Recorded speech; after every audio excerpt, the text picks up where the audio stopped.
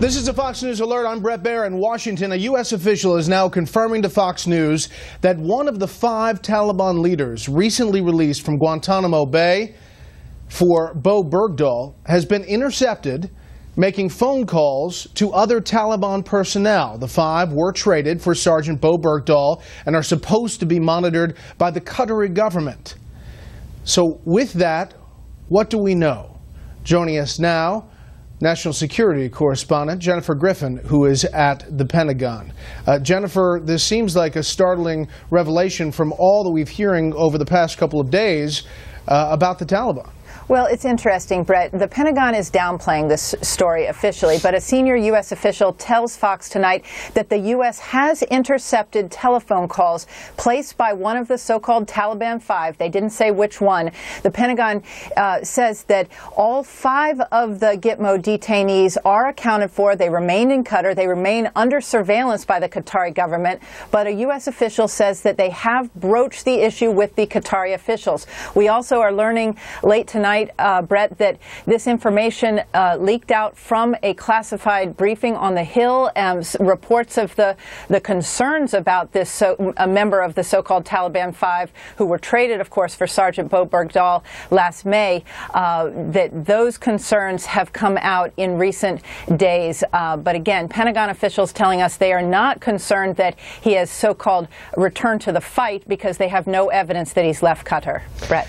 Yeah, but there are a lot of questions about how much Qatar is monitoring these guys and how this whole trade actually worked. And this comes, obviously, in an environment in which Jordan is considering trading somebody they have in custody for a hostage that ISIS has. And it comes a day after the White House said that the Taliban is really an armed insurgency and not a terrorist group. I mean, it's been quite something to watch these 2 days unfold. Well, even watching the Pentagon officially try to split hairs between the Afghan Taliban and the Pakistan Taliban, and which ones are technically an armed insurgency, which ones are technically terrorists. It's been a tap dance that we've been watching.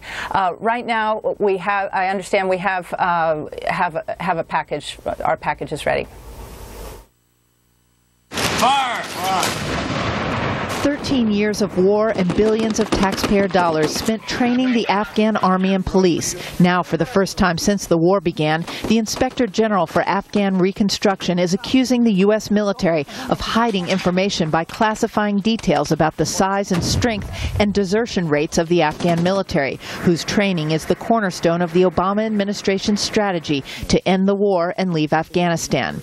Inspector General John Sopko, whose audit team delivered its quarterly report to Congress today, issued the following statement, quote, "For the first time ever, we were unable to publicly report to the American taxpayer on the status of a large portion of their over $60 billion investment. I am deeply concerned with the implications of this sudden classification decision and have raised it with the appropriate officials."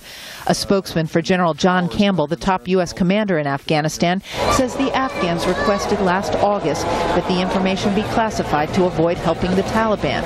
Quote, "We have a responsibility to protect data that could jeopardize the operational security of our Afghan partners, to include unnecessarily highlighting possible vulnerabilities and capability gaps, information that could put lives at risk," according to Lieutenant Colonel Pat Sieber. The U.S. military classifies this kind of information about its own forces for the same reason.